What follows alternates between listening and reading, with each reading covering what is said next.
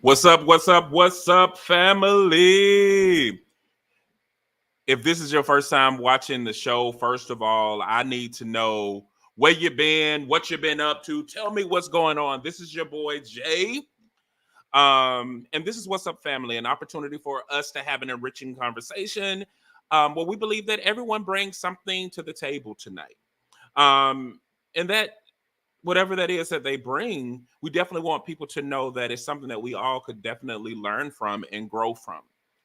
So my boy is not here tonight. Cordell is not here, but I do have a special guest for you that I'm so excited to bring to the stage.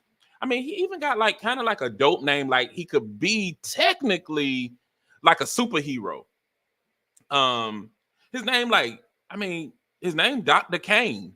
Tell me that ain't no superhero name. So come on to the stage, Dr. Anthony Kane. What's going on? What's going on, good brother? How are you? Man, I am doing great. How tell me how your day was. Hey, it was a very blessed and highly favored day. Kind of feeling a little bit under the weather this week, so an opportunity to just get up, stand on my 2 feet, give glory to God, and center myself for whatever the day may bring. So I'm blessed and highly favored, and ain't no use in complaining when you know God's on your side. Man, I love that. Happy Black African American or Black American Day or African American Month to you. Today has been actually a pretty dope day. Let me tell you what made today actually also dope, other than it being Black American Month, the start of Black American Month. So I was able to go to an award ceremony by the Holly Springs Chamber of Commerce, and I was presented this bad boy. I know you can't read all of it, but it is the Parish Ham Distinguished Service 22-23 Award. See, Paris, Congratulations. thank you, man. Thank you, thank you, thank you, thank you, thank you. So, Ham, what they used to affectionately call him, was a mayor in the town, did a lot of great things, a pioneer. His family was a pioneer that helped Holly Springs. There's like so much rich history that he did. A black guy, and he has since transitioned, but his family still keeps it up. There's parks named in his honor and a lot of things. So this award means a lot because it comes with the legacy and the history that is so connected to him as well, man. And it was such an honor. And the double blessing was, man, one of my other close friends that's on here, he also was honored as well. Ahmed, man, he is literally a brother to me. And just seeing him get that award and knock those things out and get it, man, and we both won today, it was pretty awesome. I'm tired, but it was still awesome. Hey, well, congratulations to both of you, brothers. Just from what I've learned and known of you the past couple of weeks since we've connected, definitely well deserved. And your community is blessed to have you doing this important work. Well, I definitely appreciate that. But tell the people a little bit about you and what it is that you do, because I got some questions to get to know you a little bit better. But I do want to give you an opportunity to tell them about you, your passions, and all of those great things. Absolutely. So, my name is Dr. Anthony Kane. I am a seasoned higher ed professional, currently serving as Assistant Vice President for Student Affairs and Dean of Students at St. Vincent College, located right outside of Pittsburgh, Pennsylvania. Those of you who may be NFL fans will know us as the home of Pittsburgh Steelers training camp. Throughout my over decade years of experience working in higher ed, I've been fortunate to work with young people of all backgrounds, all social statuses, all class statuses to really help understand how higher education is both an enriching personal and social experience, but also an enriching academic experience. And so I'm a proud um, DEI practitioner and scholar. And when I describe myself to others as a DEI practitioner and scholar, I often like to say I'm focused on making sure people belong in spaces that weren't designed to welcome them in the beginning. And so I've been doing that really since I've been in graduate school. But as a professional this past decade, it's been important to make sure I shine a light on people who look like me and share a similar background as me, no matter what space they may occupy. Oh man. You know I wanted to get into a whole bunch of things, but I'm not gonna get on this soapbox just yet. You know what I mean? Hey, you can get on it. Get on it. It's there for you to stand on. No, because I got questions that I need to stick to make sure I get it. No, you know what? I'm gonna go ahead and jump into these questions. First of all, we got Mr. Ron Spoon Taylor on. What's going on, sir? What's up, That brim Bronzel? is nice, bro. Um, got him on. He's the reason that you and I connected. Absolutely. You were commenting on the show that we had him on, and he said that we were supposed to. And Ron was right. Once we connected, man, the similarities were through the roof. So let's get into some questions, okay? You ready? I'm ready. Let's do it. Okay. So looking ahead, what do you envision as the next steps or key priorities in advancing DEIB? For those who don't know, that's diversity, equity, inclusion, and belonging initiatives within higher ed.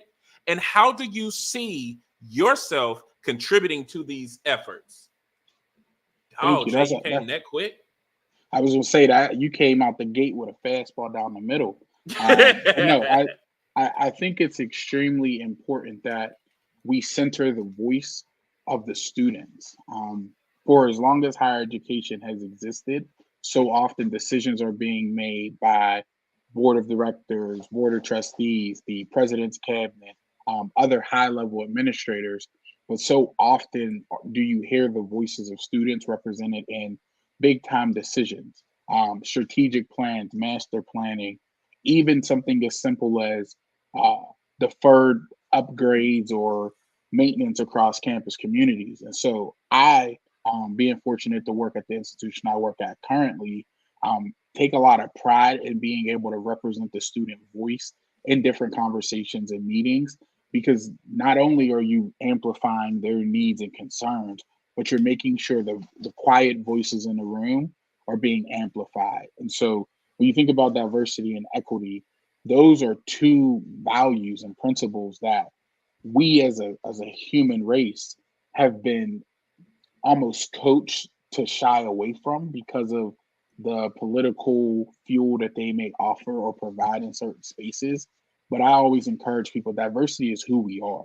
It is the shared characteristics and personality traits that make us unique. And so each of us brings something to the conversation around diversity. Equity, that's helping us get to the same place. It's making sure we're all at the same starting line and that we're not moving the finish line as the race goes on. And so when you think about those two tenets and you think about the goal of higher education, it's important that we make sure everyone's voice is being heard and we're considering what each of those individuals need given where they're starting from, and to ensure that they finish as they're supposed to. The inclusion and belonging, those are basic moral principles to me. We have an obligation as given to us by our Lord and Savior Jesus Christ to center ourselves in the experiences of others, to make sure that when we consider who we are and the impact we can have on the world, that we're considering how that may impact those around us. I think to the conversation we had when we originally connected, how can I be a person of value in a church setting, a school setting, a corporate setting, a nonprofit setting, without having to change who I am, being a person of dignity and integrity. And if you take those moral beliefs and values of dignity and integrity and apply them to how we educate students at higher education institutions, we're going to move forward and we're going to advance DEIB.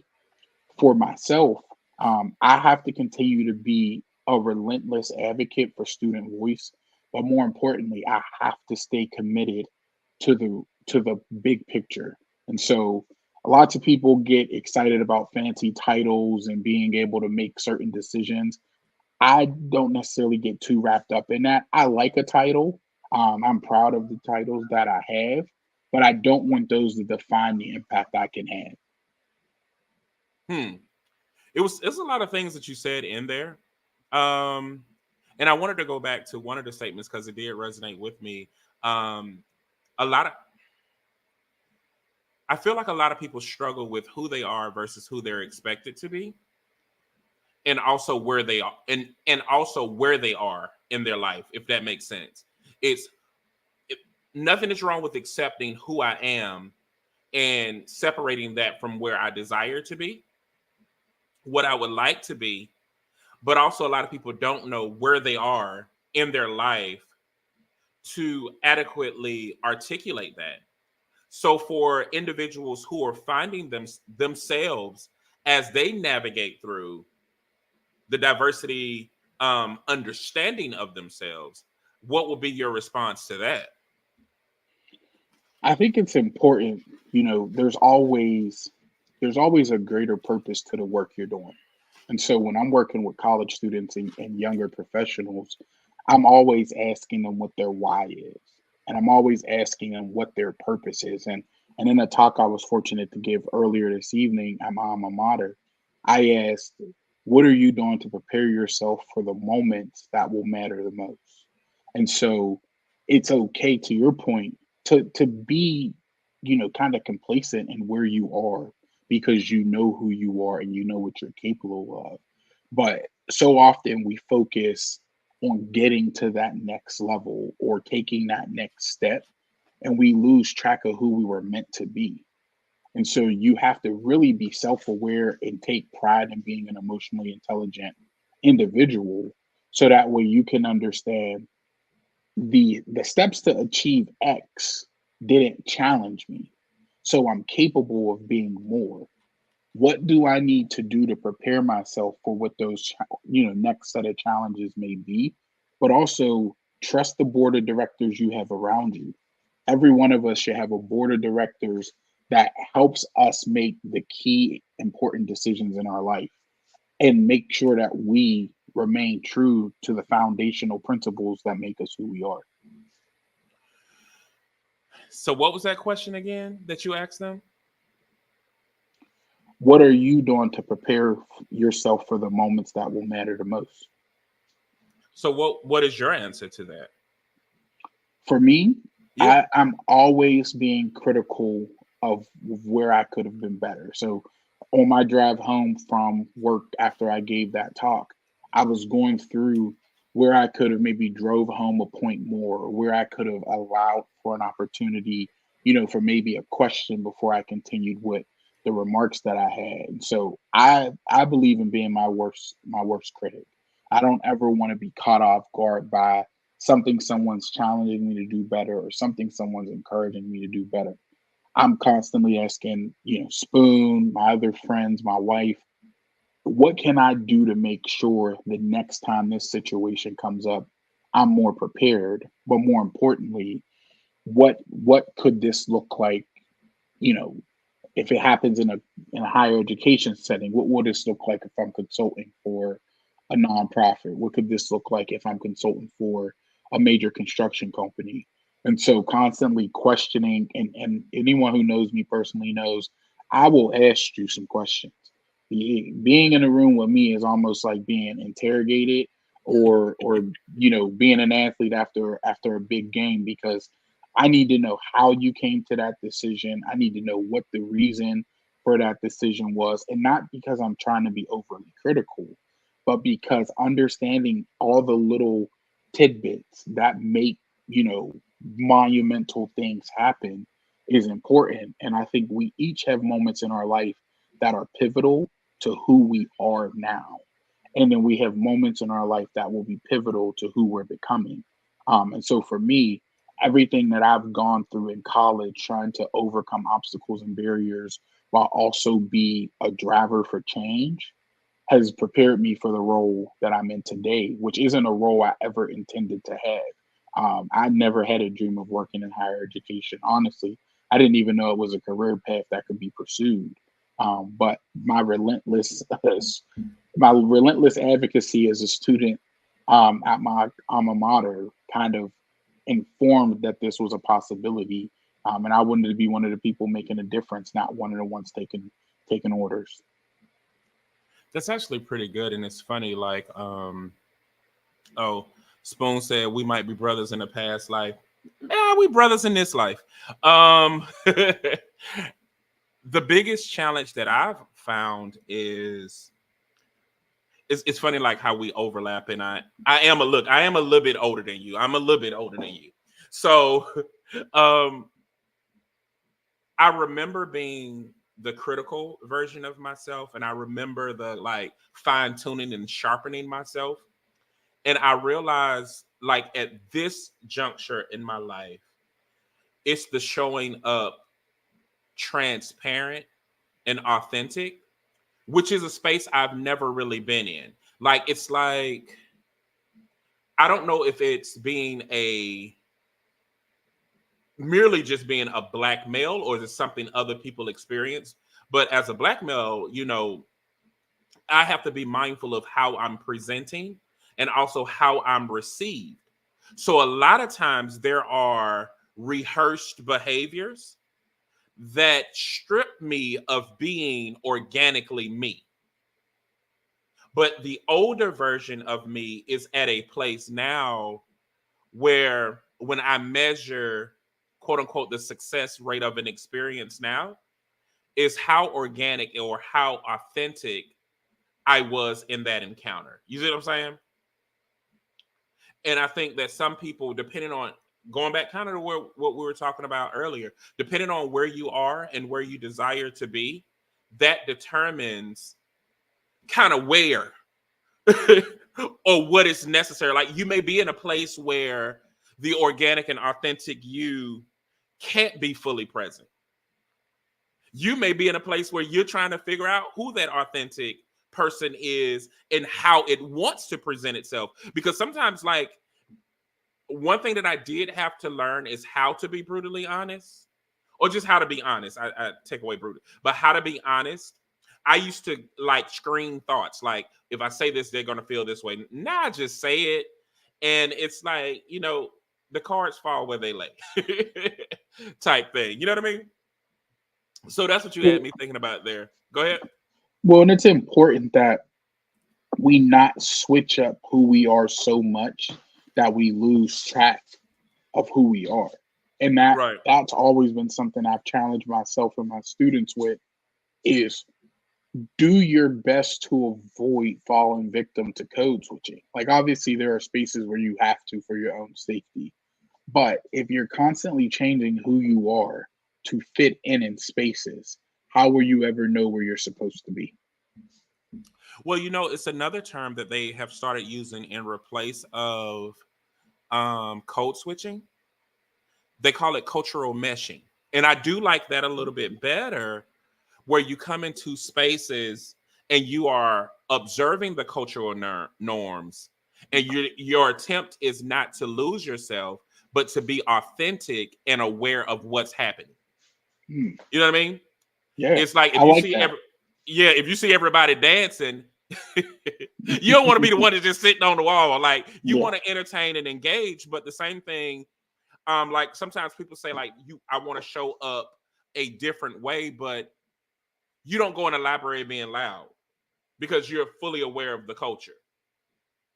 You don't show up at certain establishments acting a certain way only because there's a culture associated with that profession. Now, whether you agree with it or not, that's something different. But cultural meshing is being aware of that surrounding and adapting accordingly.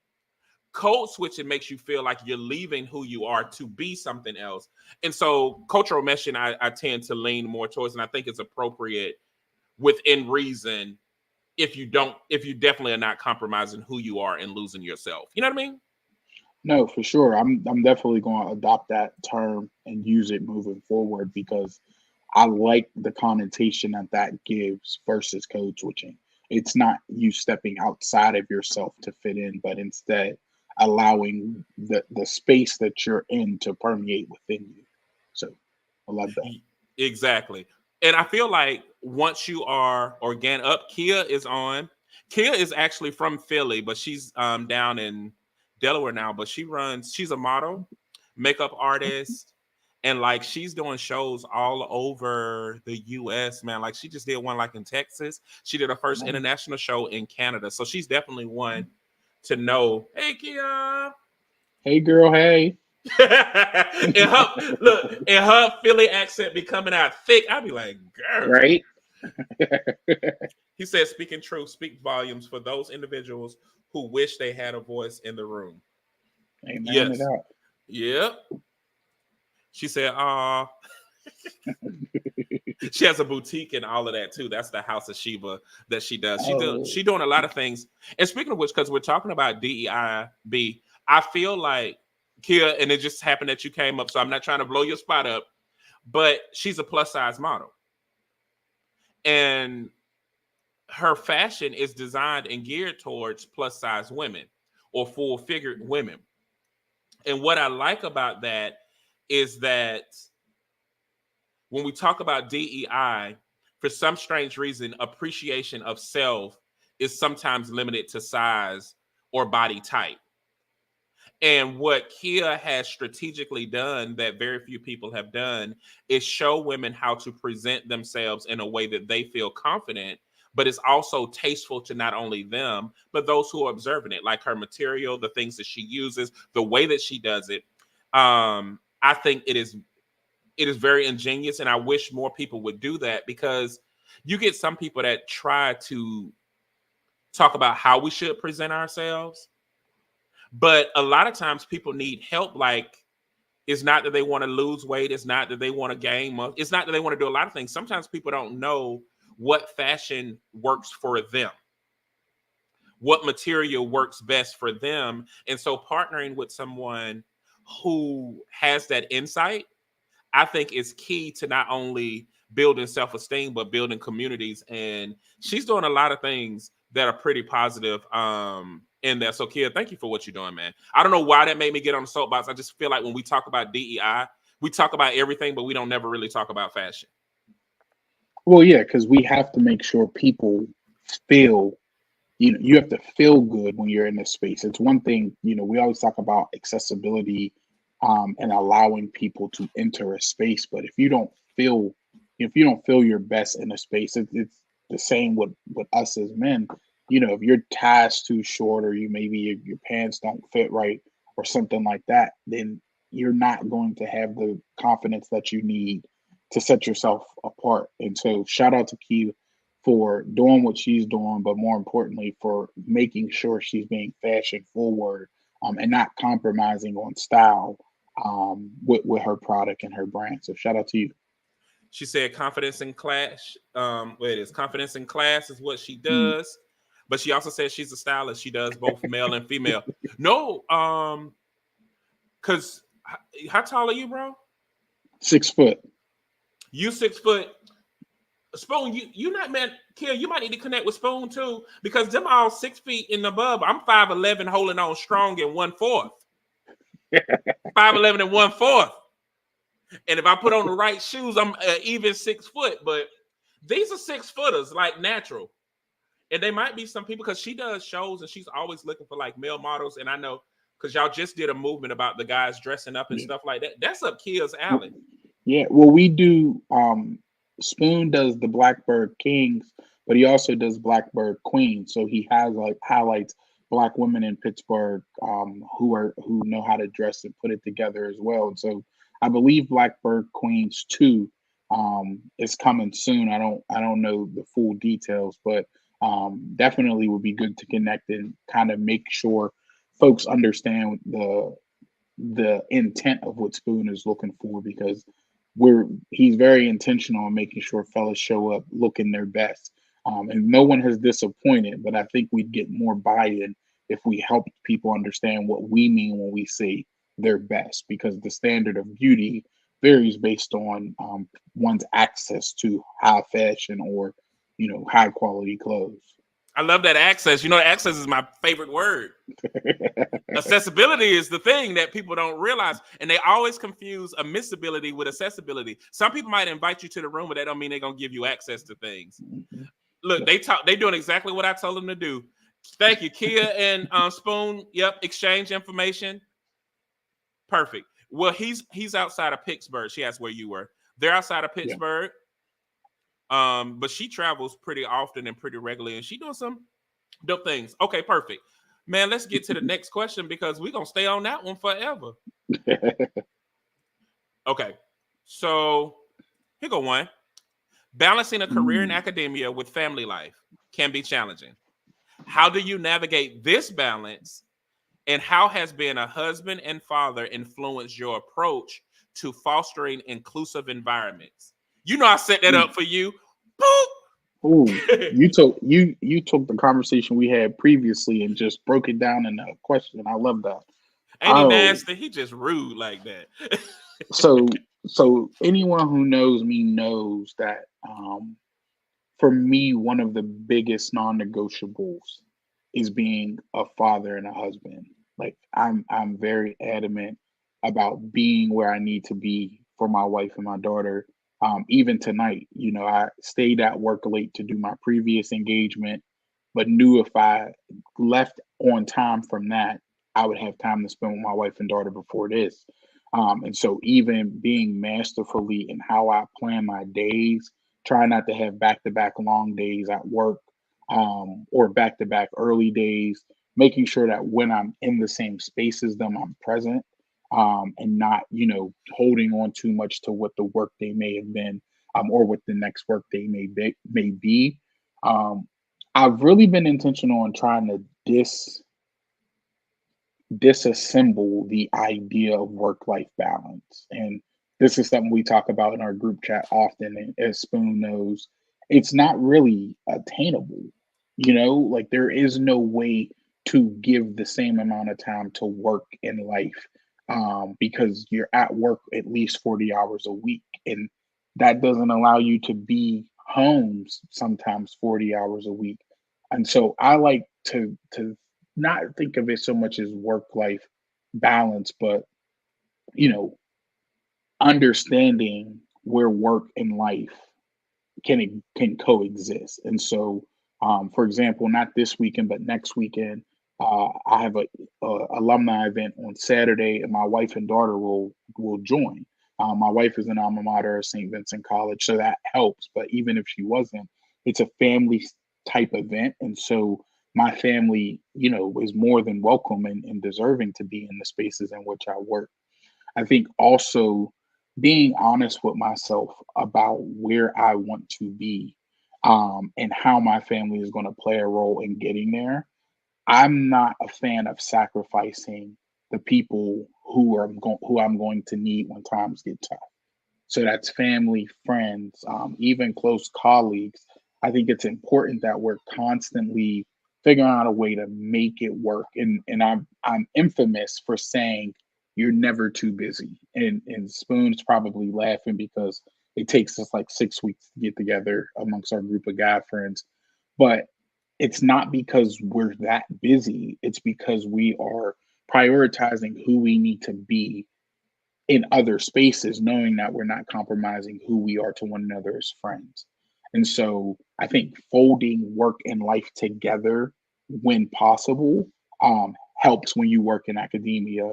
I think also having hard stops. If I'm doing certain programs and activities in a given week, those are the days that I'm going to commit to that. But to the days I'm not doing that, I'm going to have a hard stop so I can get home and make up for lost time. Being a husband and father has completely changed the way I look at fostering inclusive environments, because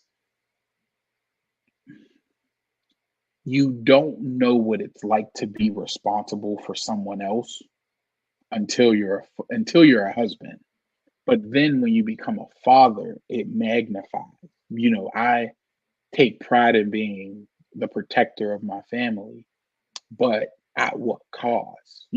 I'm not being the protector. I'm not trying to be some macho man that's, pushing people out the way at the grocery store and staring down people who I think are looking at us funny, but protector in a way of making sure my family knows that whatever decisions I make, I'm making on behalf of us, but that I'm also never going to put them in a position to be compromised or vulnerable because of the decisions that I'm making.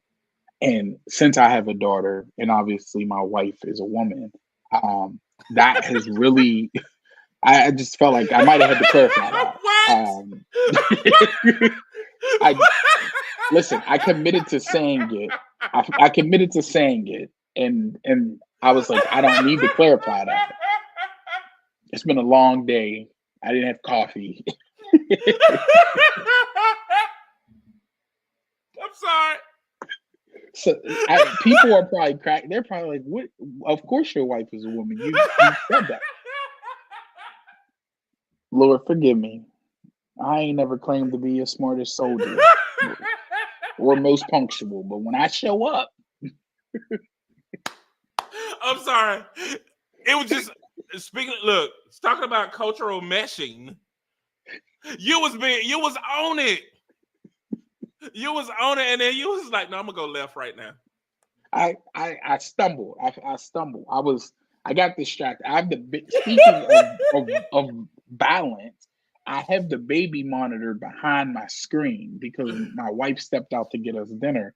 And so the baby monitor lit up, and I thought the baby was gonna start screaming and everyone could hear it, but she didn't. But I panicked. I didn't know what to do. I panicked. Anyway, it, Okay, it I appreciate. be, Look, I appreciate it. Whatever was going on just then. Okay, I'm because sorry. of the women in my life, I have found myself paying even more attention to how I speak up, not on behalf of women, but in support of women. And so my campus has a women's leadership group that's doing a lot of powerful and amazing work. And I understand that I don't need to be in those spaces or part of those conversations to support the ideas coming from that group. And so I take a lot of ownership. Ownership and accountability are two words that I kind of, if I did tattoos, but I'm afraid of needles, so I don't.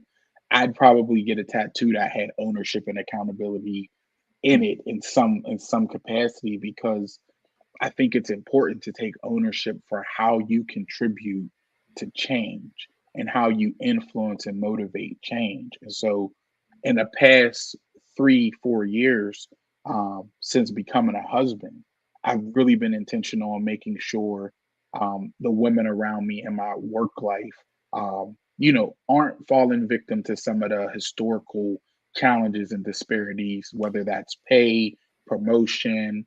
I'm really big on making sure we have a shared standard on how people are supposed to dress in the workplace.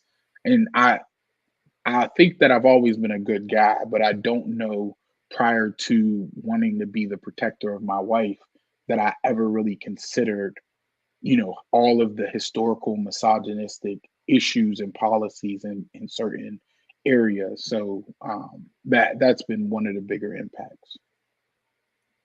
It was a lot that you said there too. Outside of your wife being a woman, um, I'm sorry. Something wrong. Like my brain won't let me just skip over stuff sometimes. Like it had to reiterate that. I don't know why, but that'll forever be. I'm sorry, but going It's back going to on in history. but going back kind of to what you were saying about this, because you was talking about your friends. Don't talk about me, Kia. Look, but look, Ron was laughing first. I was gonna say I could see he was laughing first. They know what they doing. But here's the thing, like when you show up organically and show up authentic, you also are aware, because you talked about emotional intelligence. Mhm. But also there's a self-awareness component. And the self-awareness component for me, like I have social anxiety disorder. The whole thing about me being in environments and stuff like that, and people say, well, Jay, you show up and you do this.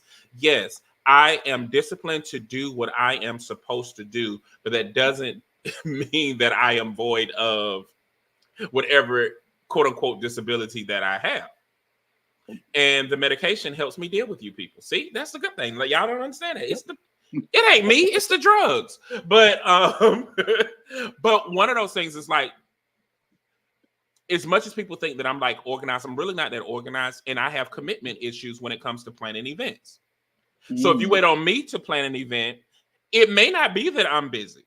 I'm just not gonna commit. Like if Cordell was on here, Mm. Cordell would be like, bro, what are you doing the third Sunday in June? And I'm like, sir, I'm trying to get through this week.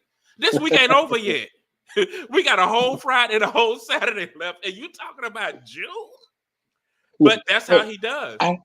I that resonates with me so much because Spoon, don't put nothing in the chat box. So I be late sometimes, Just and sometimes.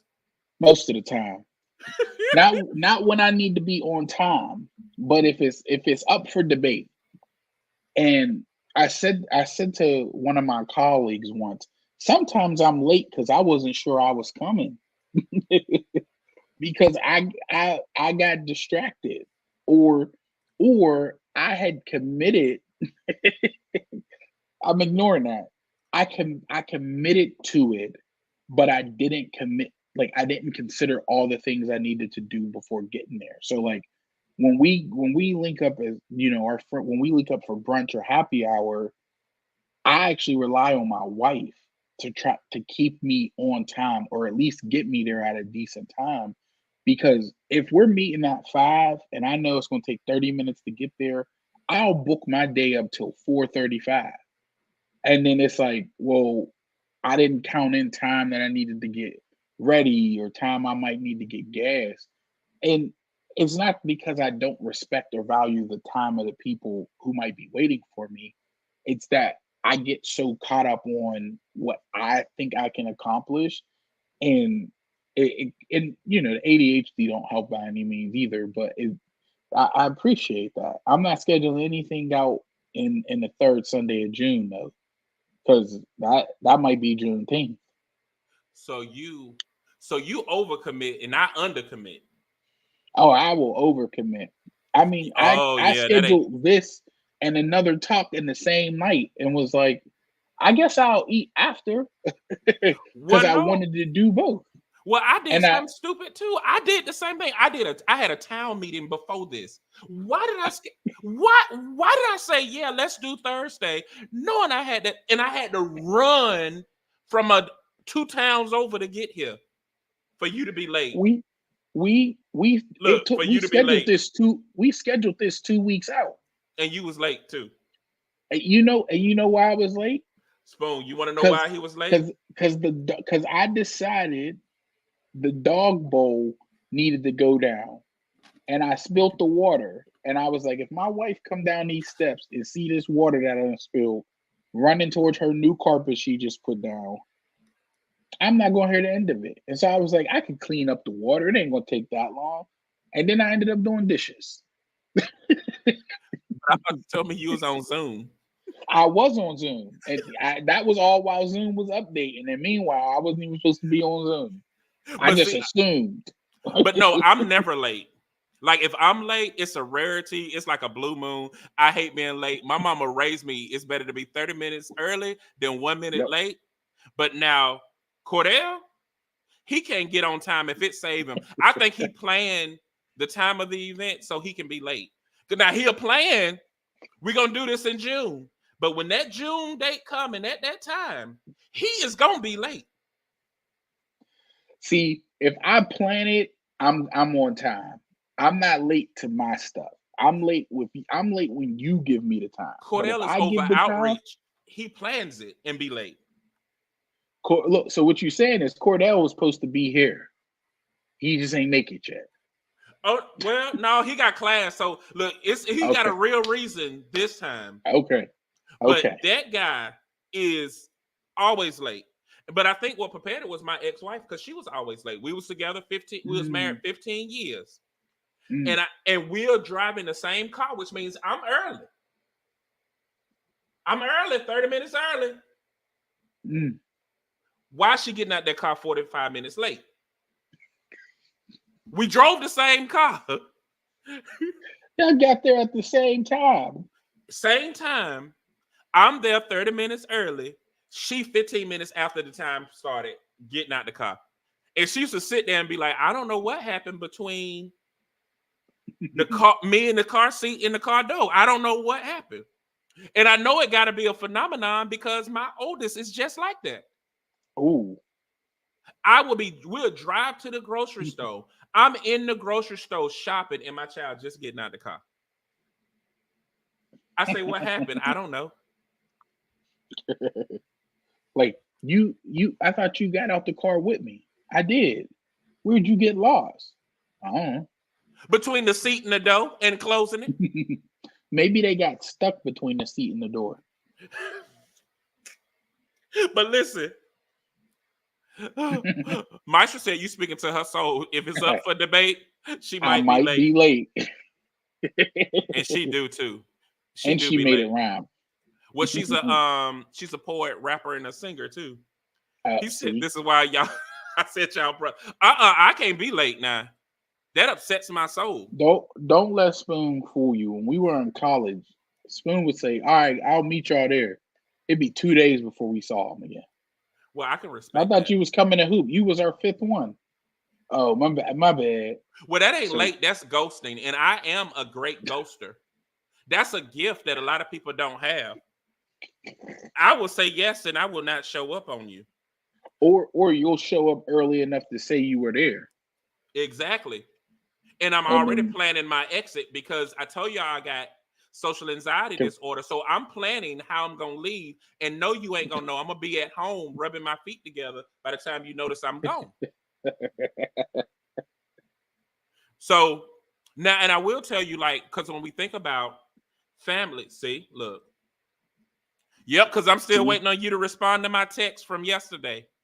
And you know you read it. Look, it just said I'm leaving. So let me tell you, like, for instance, when I was married, my ex-wife is from the low country of South Carolina. She's Geechee Gullah.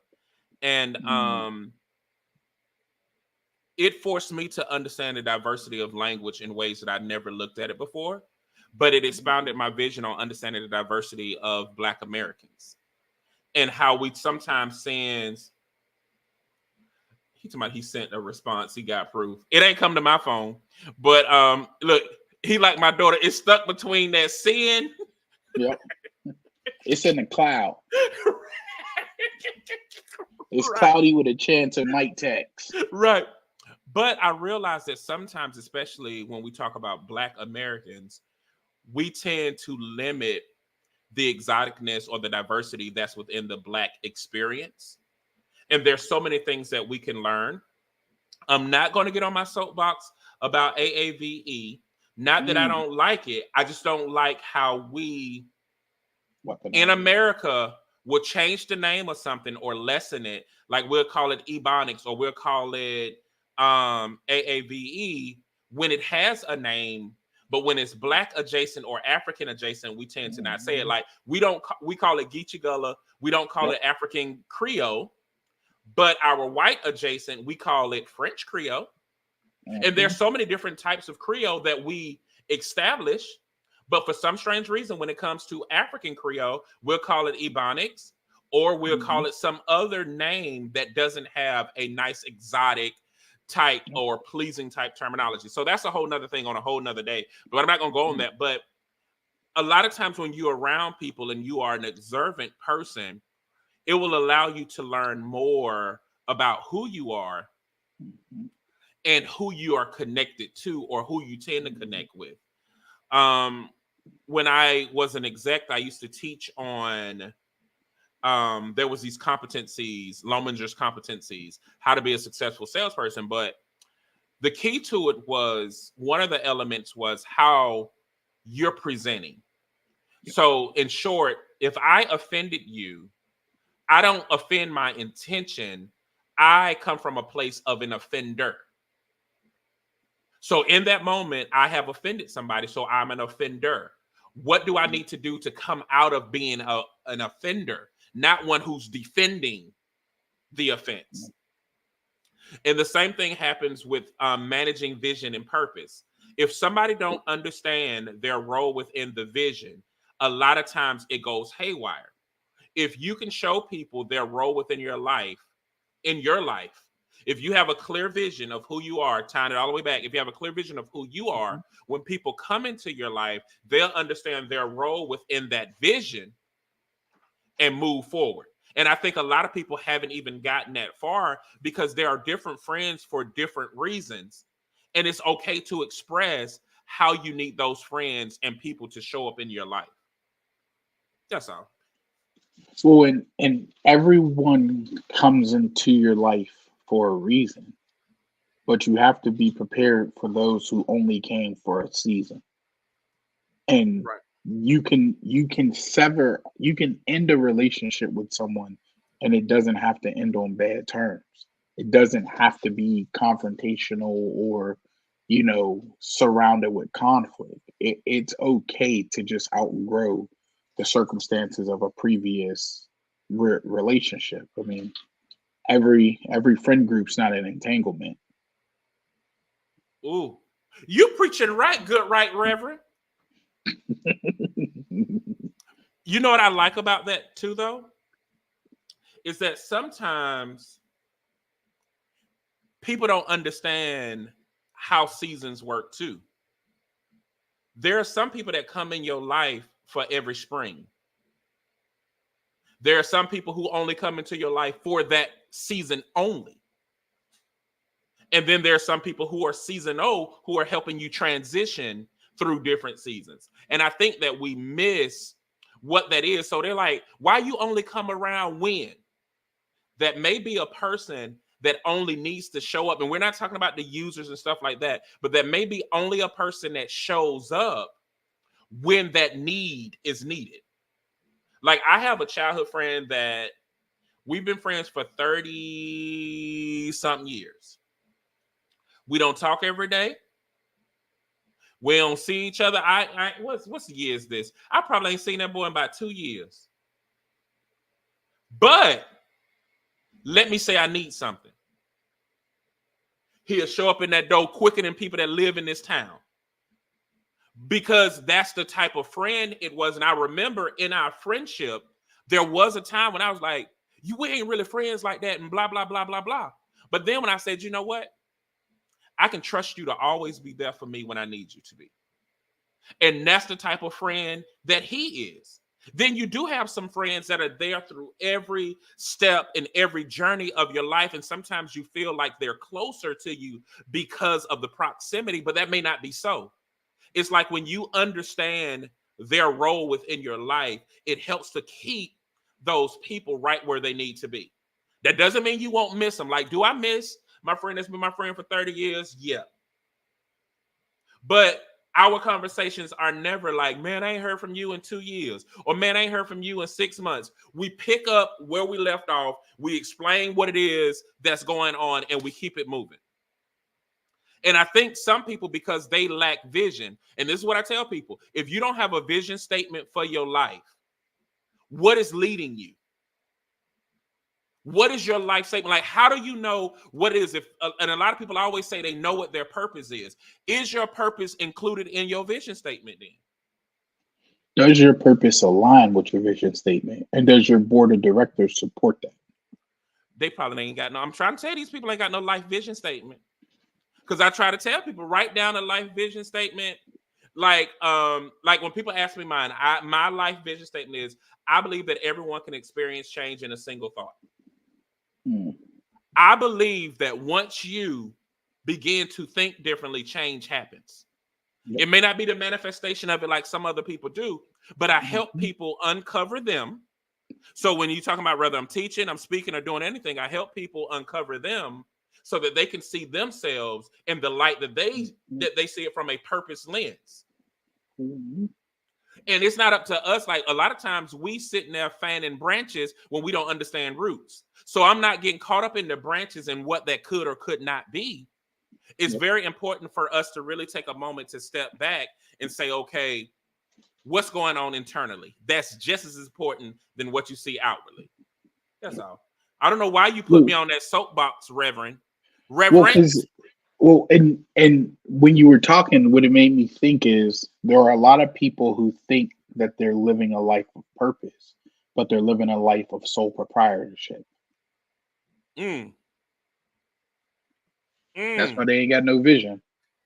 Because there was never supposed to be anyone else in it. They were only doing it for themselves. and they didn't need business partners. Come on. You Come you took on. me No, you did it. Talking about they trying to be a corporation and they just a LLC by themselves. there. Not even a 501(c). Just You he done talked about these people so bad. I hope he stepped on y'all toes a little bit because he stepped on mine. What's going on, Lady C? She said you must be prepared for seasonal ships. Come on. It really is mhm. okay. That's deep, Jay, and facts. Thanks, bro. Or say that again. Bro, how you almost make this hour go by so fast? You know what? You I preach was that gonna good say word. What? we had a good old time. It's when you said my wife is a woman. Obviously, my wife is a woman. It's like time sped up. It's like time. It's like the Heavenly Father said, "Let me speed up this time." let, let me get them through this before other things become obvious. So look at this. Intersectionality is an important aspect of DEIB work. How do you ensure that your efforts acknowledge and address the intersecting identities and experiences within your community? Ah, shabba ba ba ba ba. Mm, mm. So I actually do an activity typically anytime I'm doing a training or a workshop or anything like that, where I ask the participants who they are, and I put up about 10 or 11 bullet points of questions, and it's intentionally designed to avoid them telling you the superficial things. Like when I'm in that space, I never say I'm black, I'm tall, I'm heavy set, I have brown eyes. I don't say the things that people can see. I don't say the things that people can easily kind of form from read my bio or looking at my CV or LinkedIn profile. I focus on the intersections of my identity that influence who I am. And one of the questions is, what would you want people what would you want people to say about you when you weren't in the room? And I don't want people to refer to me as the, big bald black guy. I want them to say I was charismatic, I was outgoing, I was welcoming. And so I use that at the beginning to one, get them to kind of swallow that lump in their throat, understanding we're about to talk about whether it's racism, belonging, exclusion, segregation, whatever the case may be. But even more so to get them to start thinking about who they are beyond what people see and what different identities exist within inside their being. And so when I did my dissertation research, my chair required me to write a section on intersectionality and how my research impacted me as a black man, but also how I, as a black man, would impact my research. And it was like a two-page section, had to cut a bunch of it down. But what I found was I have been black my whole life. And so I don't often go into spaces preparing to be black. I go into spaces prepared to, experience them however I may. And with the belief that I shouldn't have to defend my blackness. And so when met with opposition or when challenged about why I think, believe, feel the way I feel, and whether or not, if I would feel this way if I wasn't a big black guy, I often remind people that that's just a part of who I am. Being a husband, father, as you asked earlier, an educator, working in higher education. Sometimes college students take you there, and you have to remember what your purpose is in that space and why you were positioned there the way you were. And so I don't use intersectionality as a buzzword necessarily as much as I use it kind of as a principle to navigate the conversation and remind people that, again, our diversity is who we are, and there's intersections of that, and you have to be self-aware and understand how that kind of cluster of identities and traits makes you unique, but also worth loving. That's pretty good, Dr. Kane. And this question is kind of triggering for me, only because I feel like society as a whole is not ready to discuss the intersectionality of Black American males and their humanity. Um, so that's a whole nother thing. I think that intersectionality is, and I'm glad that you did that. I hope that you can send me part of your dissertation, because I would love to read your intersectionality section about it. Because this is one of the plights that I want a lot of people to understand. When we talk about intersectionality, it is easy for them to perceive it from our counterparts, regardless of their race. We're able to understand intersectionality, but for some strange reason, when it comes to a Black man, we struggle with understanding their humanity, their emotions, and all of those things. It's like we look at a deer in headlight. Like, conceptually, we can't even process what that would look like. And I have conversations with several different friends about the idea of creating safe spaces for Black men to explore. Just this premise alone. And it's like a lot of brains break because they don't realize that. And we ain't even going to talk about the difference between safety and protection. And a lot of us lean to give more protection than safety. And so how that's a concern all within itself. But I love that approach of having people to ask questions. And I'm gonna tell y'all now, the question that what y'all need to say about me when I'm not in the room is y'all need to donate to Love is a Parable. That's what let it be actionable. Y'all need to book him for consultation. See, let it be those things. Let it be profit to thine pocket. But speak life into thy vision. Right. Well, you know what's so funny about that? I literally had a conversation with friends and supporters, because sometimes, and I want to talk about, you do have supporters, but you have a lot of our supporters are really cheerleaders and not true supporters. But they don't know that they're cheerleaders. They really think they're supporting. So, like, I had to tell people, like, when you like something, if you don't have money, those likes translate into funds for Love is a Parable, and you're donating to the organization. So I got some friends who didn't really have money like that. They started sharing and liking stuff. Thank you. Yep. So sometimes you got to show and tell people how to help you, and they don't know what to say when you're not in the room because we didn't present all of that information to them. So now I just start telling people, this is what I need you to say when you get in front of these tables. Mm-hmm. My white counterparts, I say, we're not going to sit here and argue about privileges and luxuries. I don't need you to tell me. I don't want to struggle Olympics. I don't want you to tell me how much you struggle. Just use your realm of influence to help open doors for me. And that's what we do. So the baby ready? The baby ready? Because she's good. I'm about to say, we at time. So we're coming to this part. First of all, thank you so much for being on. Mm-hmm. I do appreciate having you on the show. I do appreciate the work that you are doing. I do think that you got a dope name, Dr. Kane. Mm-hmm. You a superhero. I don't care what them people say over there, that Saint of Vincent. You better tell them to respect you as such, because you are a superhero. I'll be walking around and be like, what do you want from me, you mortal? You little mortal, what do you want from me? But no, thank you for being on. Thank you for the work.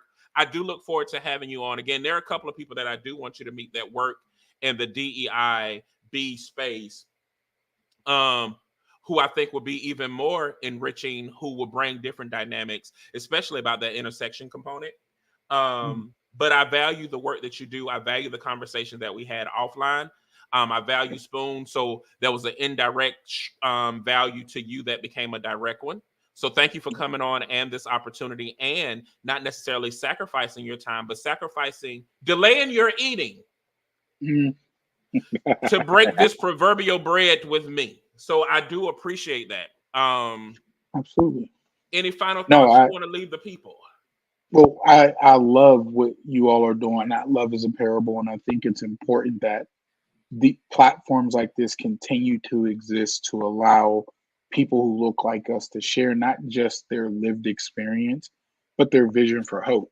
I think the more we can align what we believe this world can be for us, the more likely we are to prepare ourselves to take what's rightfully owed to us, which is love, respect, and kindness. And so continue doing what you're doing. Make sure the soapbox has enough room for all of us who want to join you on it, and know that you'll always have a supporter and a friend in me. And that's the superhero version, but also the mere mortal version, who struggles sometimes to get through life just like everybody else. And be on time. That too.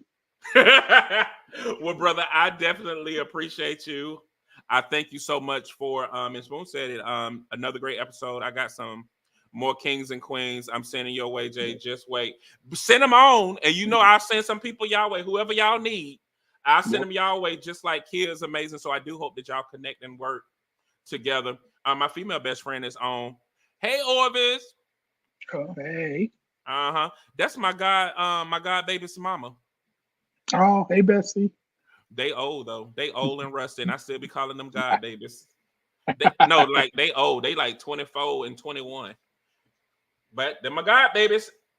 But Dr. Kane, you stay on. Everybody Yep. else, if you feel that you have no one in this world that love you or care about you, you just met two people that do. Connect with us. All of the information for Dr. Kane is in the comments. If you want to know what the show is about, because that was something people said, you need to tell people what the show is about. And I want y'all to read up. If you look at the post up there at the top, it'll tell you exactly what the show is about. If you go to the event, it'll tell you as well, but also to give you an opportunity to learn a little bit more about Dr. Kane, his heart, and what he's passionate about. But like I said, if you feel like nobody else in this world love you or care about you, you just met two people that do. We don't know when the next show will be, but it will be here somewhere. So check us out. We love you guys. Have a wonderful night.